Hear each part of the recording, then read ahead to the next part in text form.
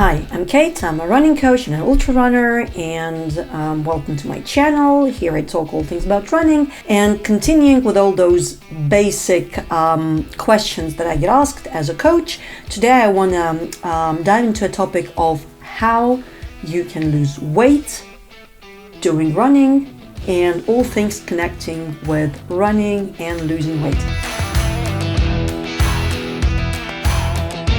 Well, I actually know that really many people start running because they think that this is one of the best ways to start losing your weight, to shred yourself a little bit and get slimmer. The only thing is that quite often people start doing that, but then they come to me and say, well, I am running, but I'm not actually, losing any weight. Why is this happening? I'm supposed to be losing weight. Well, the thing is that it's not as simple, and running isn't in any way specifically different from any other exercises when we talk about losing weight. Why you can potentially start seeing smaller numbers on your scale when you start doing any kind of exercises, including running. Well, the reason is that we lose weight when we are in calorie deficit.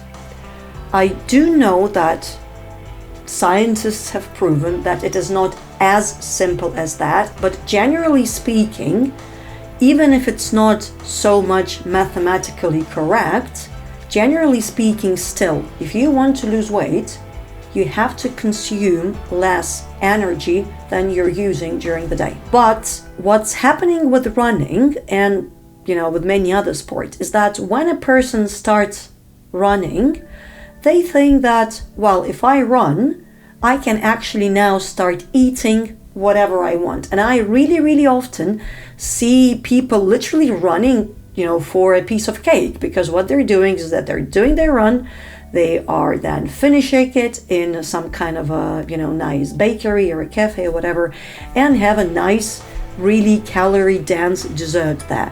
Well, if your goal isn't to lose weight, that is, of course, not a problem, and I'm definitely not judging anyone.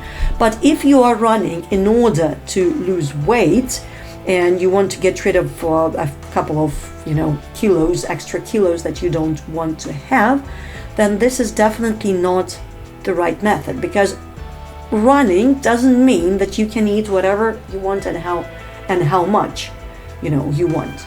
So that means that what you actually have to do is that, for instance, if you've been eating in a certain way and then you start running, try continuing eating in that certain way, or even reducing your calorie intake during the day. So in order to create that calorie deficiency. So, generally there are lots of different formula on the web, how you can count how many calories, what's it called, baseline metabolism, metabolic rate, whatever it is, and then you add on top of that, you add the exercises that you do, and then you can basically see how much you can eat so that you have a bit of calorie deficiency.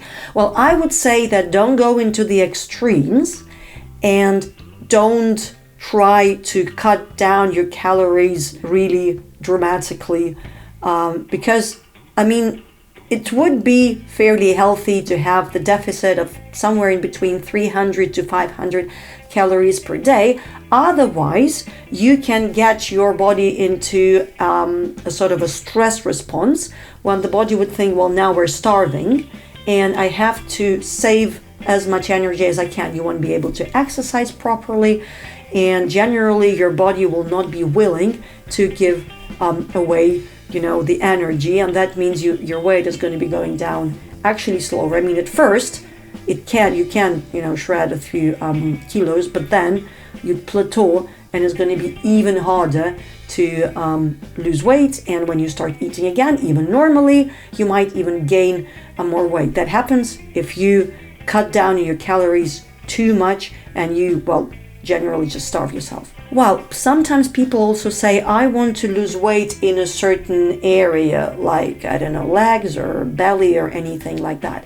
Well, unfortunately, there isn't a way to target any certain specific area of your body. So when your body weight goes down, your body fat percentage goes down as well. I mean, it can. But how that fat is distributed on your body is an entirely individual thing. So yes, there are certain body types, certain people get, more or less fat in certain body areas, but you cannot really do anything to lose weight in a certain area with exercise.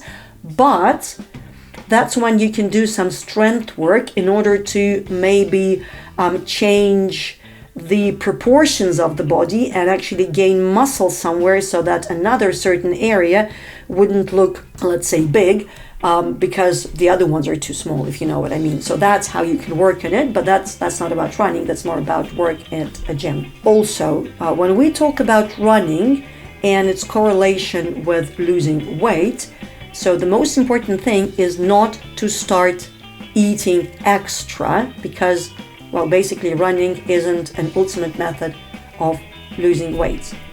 Also, you should understand that the way you run can impact how much fat you burn during the exercise and after the exercises. Generally speaking, if you want to burn fat during a bout of exercises, you would need to run slowly, because when you run slowly, when you walk, when you jog, when you run in your aerobic zone, that means you can run and talk simultaneously, you don't really get out of breath. That means your body is mostly using fat as a source of energy, and you're burning fat during the exercise. So that seems to be a good thing. Another way is to run in a fasted state, meaning that you run in the morning without having your breakfast. Your glycogen levels, so that's so-called, sugar levels, glycogen levels, the so-called fast energy is already low because you haven't been eating for a certain time and your body has already used the glycogen, and now you're running and you sort of force your body to use fat as a source of energy. So that's one of the ways. On the other hand, if you do that all the time, your body gets too used to the same sort of training, and then you're not actually going to use the benefits of running fast. And when you run fast, when you do fast sessions, things like interval training, fartleks, sprints, uphill intervals, things like that, what happens is that during the exercise, you would be mostly using glycogen, carbs, sugars, but then after the exercise, you would develop a thing called EPOC. It's called excessive post-exercise oxygen consumption. And that means that it can be up to 48 hours actually. For up to 48 hours after the exercise, your metabolism in your body is going to be on a higher level than usual. And that means you will continue burning more calories even when you have already finished the exercise. And that has a positive impact on development of your overall metabolism and basically on how much you use the energy that you've consumed with food. So generally speaking, I would say in order to lose weight, the best way to approach running is to do different types of exercises. So combine both really slow runs when you use fat as a fuel source with faster runs. Well, of course, not on the same day, but on different days. And those faster runs will have positive impact on your metabolic rate. Well, I think that's it. The takeout is that if you want to lose weight, you can't just do it through running, but you can do it through controlling how much you eat, not eating excessively.